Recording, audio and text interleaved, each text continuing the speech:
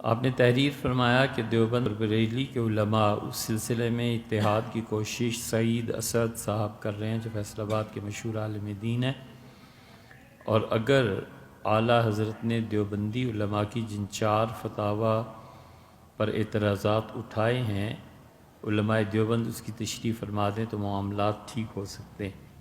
میں یہ پہلے بھی سوال کر چکا ہوں لیکن آپ نے جواب نہیں دیا۔ بھیا علماء دیوبند کی جو 4 عبارتیں قابل اعتراض تھیں، لکھنے والوں نے اپنی زندگی میں ہی لکھ دیا تھا کہ اس سے ہماری مراد کیا۔ اتنے اصول کی بات تو ساری دنیا ہی سمجھتی ہے کہ کلام اور تحریر، جو لکھنے والا ہوتا ہے اور جو بولنے والا ہوتا ہے، جو کچھ وہ کہہ رہا ہے سب سے پہلے اس کے جملے کی تشریح وہ خود ہی کرے کہ کیا کہا ہے اس نے۔ اگر اس کی تشریح قابل قبول ہو تو نہیں لڑنا چاہیے، اور تشریح قابل قبول نہ ہو تو پھر بحث کی جاتی۔ اس لیے مولانا قاسم نانوتوی رحمۃ اللہ پہ اعتراض کیا گیا، حضرت تھانوی نور اللہ مرکزہ کی تحریر پہ اعتراض ہوا، حضرت خلی احمد صاحب سہارنپوری رحمۃ اللہ علیہ کی تحریر پر اعتراض ہوا، اور ان سارے اعتراضات کے جوابات اسی وقت ان لوگوں نے اپنی زندگی میں دے دیے تھے، وہ مانے نہیں گئے۔ اور تکفیر پر اعتراض کیا گیا کہ تم کافر ہو۔ ان لوگوں میں ایسے بھی تھے جنہوں نے کلمہ پڑھا، انہوں نے کہا اچھا بھائی پہلے کافر تھے نہ، لو اب مسلمان ہوتا ہوں، اب بتاؤ۔ لیکن جو آپ نے فرمایا ہے کہ اس کے جواب اسی وجہ سے نہیں کہ بھیا یہ چیزیں اس دور میں کامیاب نہیں ہوئیں جب پھر بھی بڑے بڑے علماء تھے، اہل بریلی بہت بڑے لوگ۔ مولانا حشمت علی صاحب بریلوی مکتبہ فکر کے بہت بڑے عالم دین تھے، تحریک پاکستان میں شامل رہے اور مختلف جگہوں پہ۔ تو مولانا حشمت علی صاحب کے سامنے مولانا شبیر احمد صاحب عثمانی کی تقریر ہوئی تھی، اور مولانا شبیر احمد صاحب عثمانی رحمۃ اللہ علیہ نے ان عبارات کی تشریح کی تھی کہ حضرت ہمارے بڑے جو کہتے تھے اس کا مطلب یہ ہے، اس کا مطلب یہ ہے، اس کا مطلب یہ ہے۔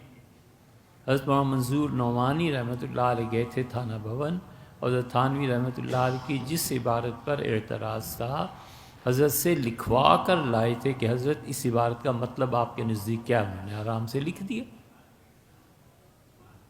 کچھ نہیں بنا۔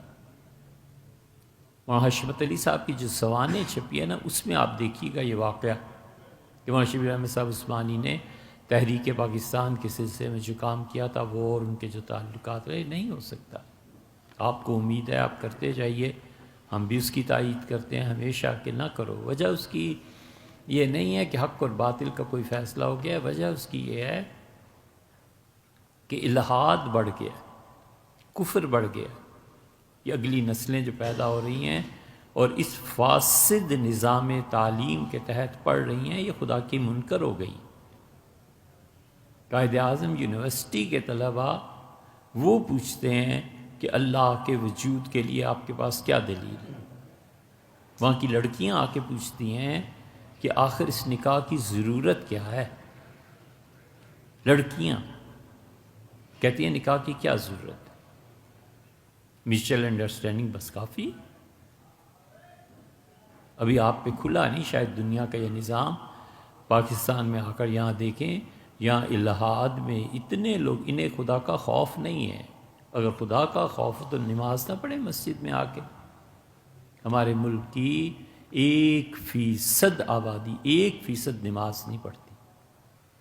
1% کا مطلب کیا ہے 22 کروڑ میں، کہ 22 لاکھ لوگ نماز، پہلے بھی اتنے ہی تھوڑے سے لوگ نماز پڑھتے تھے، وہ بیچارے دنیا سے چلے گئے۔ اب جو ہیں وہ تھوڑے بہت ہی لوگ آتے ہیں، کون آتا ہے؟ آپ کسی اسکول کالج میں چلے جائیں، کتنے 1000-2000 لڑکے پڑھ رہے ہوتے ہیں، مسجد کی ایک صف پوری نہیں ہوتی۔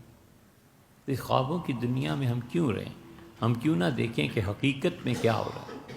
اور حضور اقدس صلی اللہ علیہ وسلم پہ دبی زبان میں اعتراضات آتے ہیں، ہمیں خط آتے ہیں کہ یہ کیا، اور بڑے اچھے ہیں جو بچے خط لکھ دیتے ہیں، پوچھ لیتے ہیں، چلو کوئی تسلی ہو جائے گی۔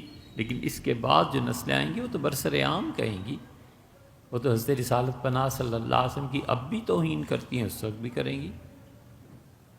وہ جو کچھ 8 مارچ 10 مارچ کراچی جو کچھ ہوتا ہے وہ کیا ہے؟